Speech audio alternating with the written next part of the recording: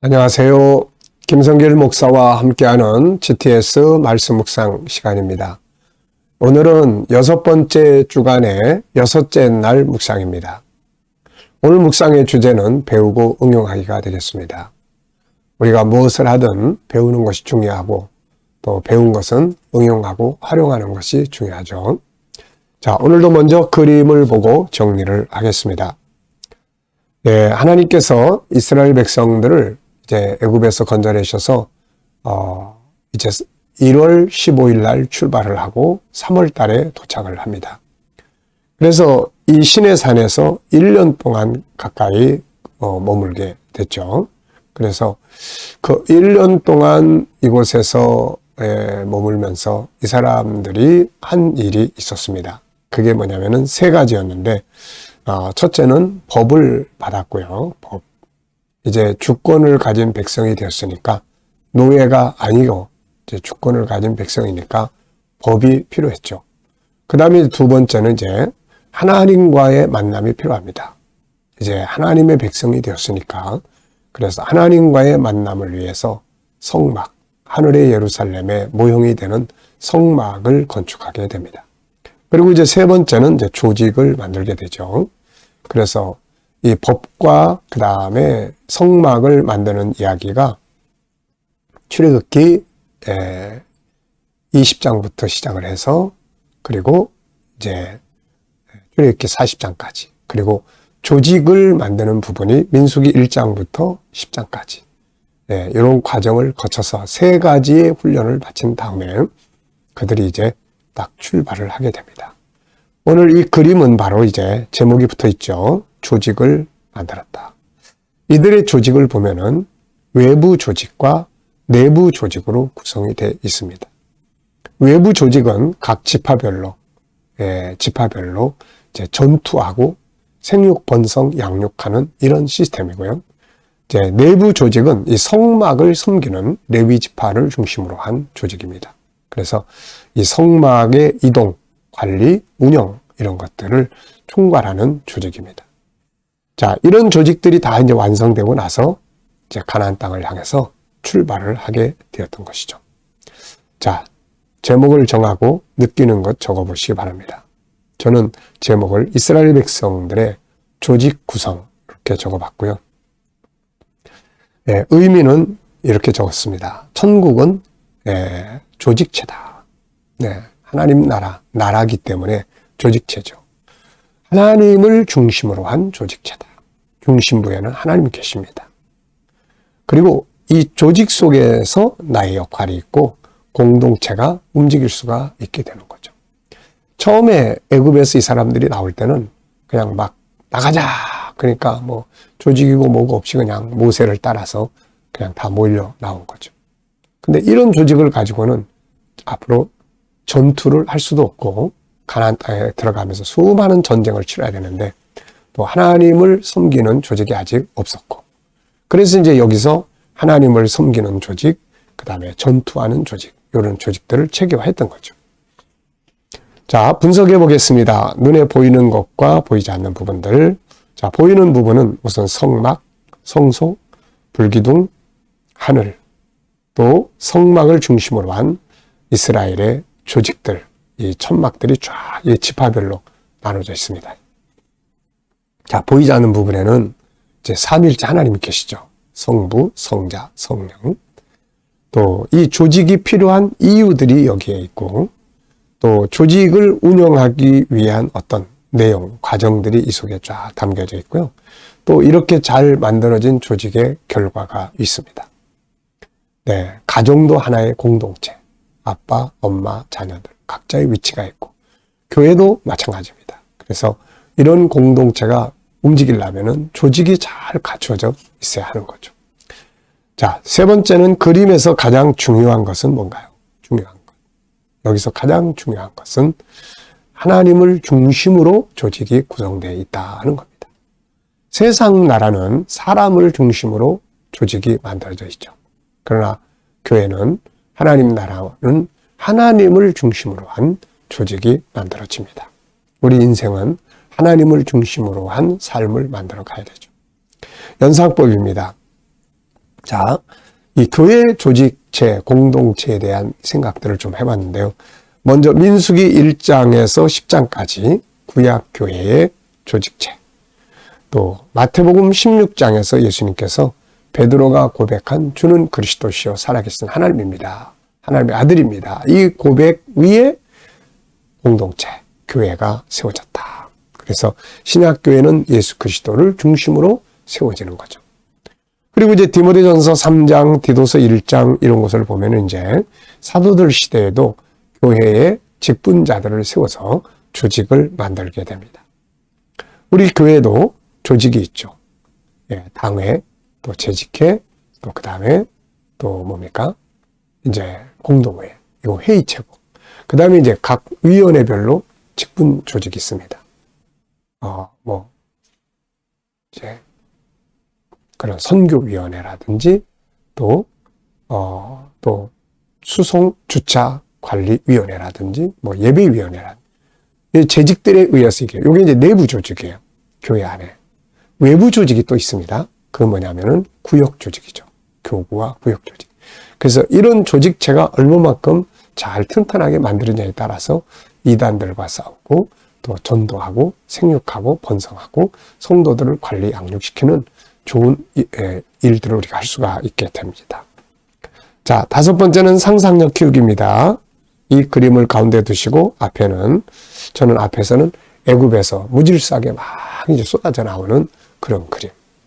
그리고 다음 그림은 예루살렘 성전을 중심으로 이제 이스라엘 사람들이 기업을 나누는 이런 그림. 하나 더 그려봤어요. 하늘로 올라가 봤습니다. 새 예루살렘 성을 중심으로 해서 성도들의, 하나님의 자녀들의 기업이 각처에 있는 이런 모습을 한번 그려볼 수가 있죠. 자, 미래는 어떻게 살고 싶은가요? 그렇다면 지금 무엇을 해야 할까요? 오늘도 한번 쭉 적어보시고 넘어가시기 바랍니다. 자, 본문 말씀을 읽어보겠습니다. 출애굽기 20장 1절로 17절. 구조는 292. 네, 하나님 사랑하는 계명 4가지, 사람 사랑하는 계명 6가지. 이런 식으로 구조를 정할 수 있겠습니다.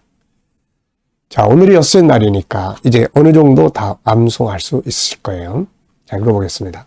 하나님이 모든 말씀으로 말씀하여 이르시되 나는 너를 애굽 땅 종되었던 집에서 인도하여낸 네 하나님 여호와니라. 너는 나 외에는 다른 신들을 내게 두지 말라. 너를 위하여 새긴 우상을 만들지 말고 또 위로 하늘에 있는 것이나 아래로 땅에 있는 것이나 땅 아래 물속에 있는 것의 어떤 형상도 만들지 말며 그것들에게 절하지 말며 그것들을 섬기지 말라. 나 내 하나님 여호와는 질투하는 하나님인즉 나를 미워하는 자의 죄를 갚되 아버지로부터 아들에게로 3, 4대까지 이르게 하려고 나를 사랑하고 내 계명을 지키는 자에게는 1000대까지 은혜를 베푸느니라. 너는 내 하나님 여호와의 이름을 망령되게 부르지 말라. 여호와는 그의 이름을 망령되게 부르는 자를 죄 없다 하지 아니하리라. 안식일을 기억하여 거룩하게 지키라. 엿새 동안을 힘써 내 모든 일을 행할 것이나 7째 날은 내 하나님 여호와의 안식일인즉 너나 내 아들이나 내 딸이나 내 남종이나 내 여종이나 내 가축이나 내 문 안에 머무는 객이라도 아무 일도 하지 말라. 이는 엿새 동안에나 여호와가 하늘과 땅과 바다와 그 가운데 모든 것을 만들고 7째 날에 쉬었습니다. 그러므로 나 여호와가 안식일을 복되게 하여 그날을 거룩하게 하였느니라. 내 부모를 공경하라. 그리하면 내 하나님 여호와가 내게 준 땅에서 내 생명이 길리라. 살인하지 말라. 간음하지 말라. 도둑질하지 말라. 내 이웃에 대하여 거짓 증거하지 말라. 내 이웃의 집을 탐내지 말라. 내 이웃의 아내나 그의 남종이나 그의 여종이나 그의 소나 그의 낙이나 무릇 내 이웃의 소유를 탐내지 말라. 아멘. 자, 감사. 어제 감사. 오늘 감사. 또 미래에 대해서 감사할 것들 적어보시기 바랍니다. 감사가 살아있어야 돼요. 감사. 뭐를 만나도 주여 감사합니다. 어떤 일을 행해도 주여 감사합니다. 이 감사가 살아있어야 돼요.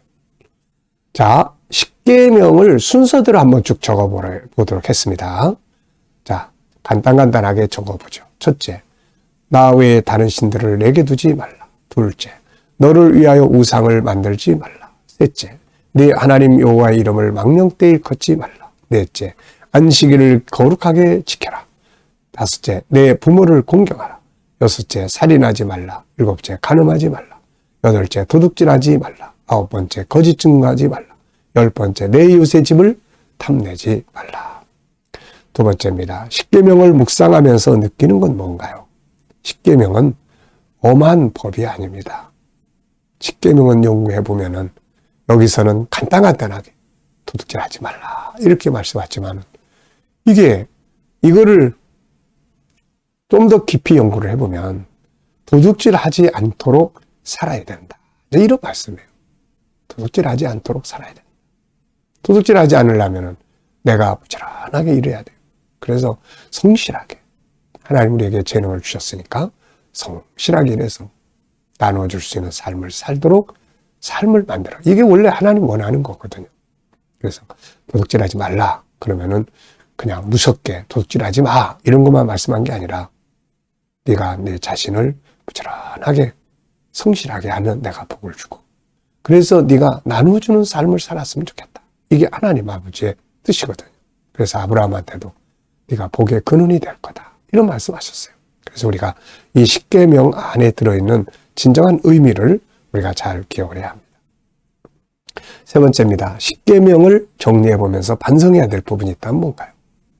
첫째, 둘째, 열 번째까지 쭉 생각해 보면서 내가 좀 부족한 부분이 있으면 내가 이 부분에 대해서 조금 더 발전해야 되겠다.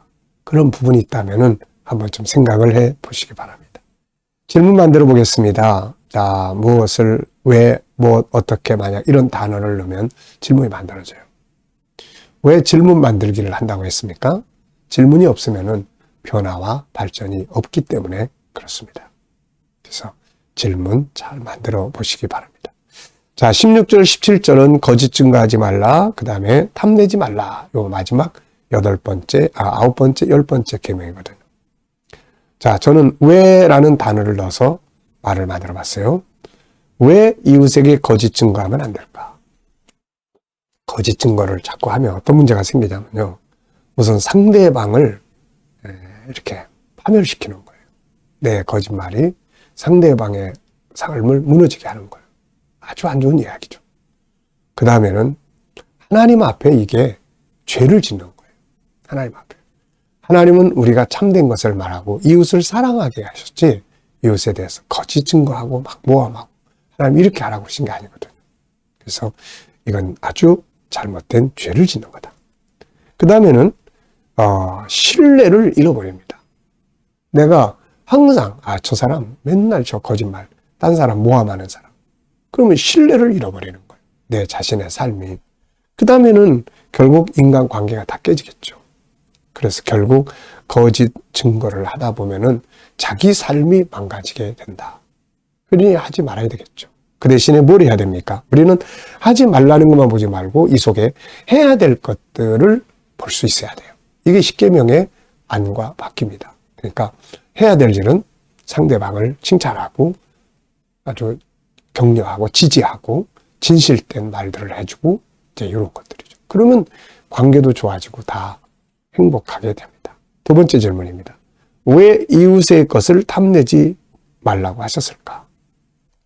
이것도 역시 상대방도 불행해지고 나도 불행해져요. 내가 다른 사람의 이웃의 것을 탐내면 우선 내 자신이 불행합니다. 내게 있는 것들을 소중히 여길 줄 모르고 그러다 보면은 맨날 남의 것만 생각하게 되고 그 다음에 내 자신이 만족스럽지 못하고 불행해요. 그리고 다른 사람들에게 해를 끼치게 됩니다. 내가 이웃의 소를 탐내다가 그 소를 가지고 온다. 이러면은 결국은 그 집에 해를 끼치게 되고 이게 나중에 이제 내가 형벌을 받게 되고 다 같이 불행해지는 거예요. 자, 오늘의 기도문은 EQ 기도문 두 번째입니다. 대화법이에요. 사람과 사람이 살아가면서 가장 중요하게 해야 될 것은 소통을 잘하는 거거든요. 소통에는 여러 가지 방법이 있는데 그 중에 하나가 대화입니다. 대부분의 많은 문제는 대화가 없어서 생기는 거예요. 대화를 해도 잘못된 대화들을 하기 때문에 문제가 발생하게 됩니다. 그래서 좋은 대화법 5가지의 요소가 있어요. 경청, 공감, 말 잘하기, 좋아 이루기, 피드백 받기, 그리고 사람을 감동시키는 5개의 단어가 있습니다. 감사합니다. 죄송합니다. 그래서 제가 있잖아요. 제가 도와드리겠습니다. 뭘 도와드릴까요? 이런 단어들은 사람을 감동시키는 말들입니다. 예, 과제가 있습니다. 내가 가진 것 중에서 하나님 나라와 주의 영광을 위해 사용할 수 있는 것들이 있으면 적어보십시오.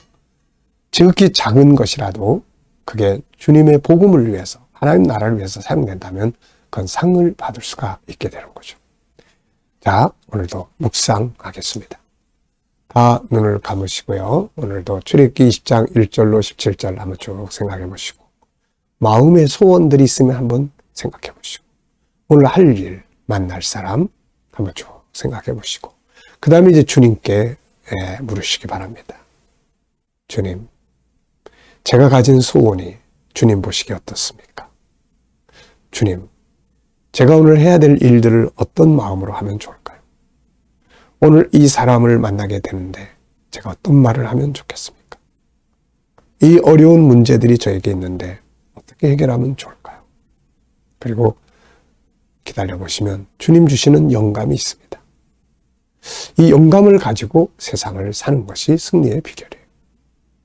여러분, 오늘도 주님과 소통을 통해서 풍성한 영감을 얻고 그리고 세상을 승리하시기 바랍니다. 기도하고 마치겠습니다. 주님, 오늘도 묵상으로 하루를 시작합니다. 복된 날, 행복한 날 되게 하여 주시옵소서.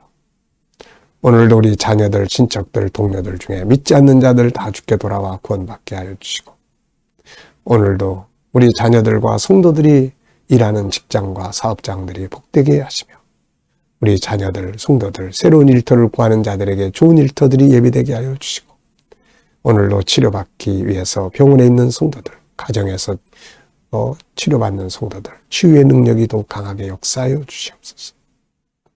오늘도 이 나라의 지도자들에게 지혜를 주셔서 나라를 건강하게 바르게 이끌어갈 수 있게 하여 주시고, 오늘도 세계 곳곳에 있는 선교사님들과 저들의 사역 가운데 은혜 베풀어 주시옵소서. 주님, 오늘도 EQ 대화법을 통해서 우리가 소통을 잘 할 수 있게 하여 주시옵소서. 감사하며 예수님의 이름으로 기도하옵나이다. 아멘.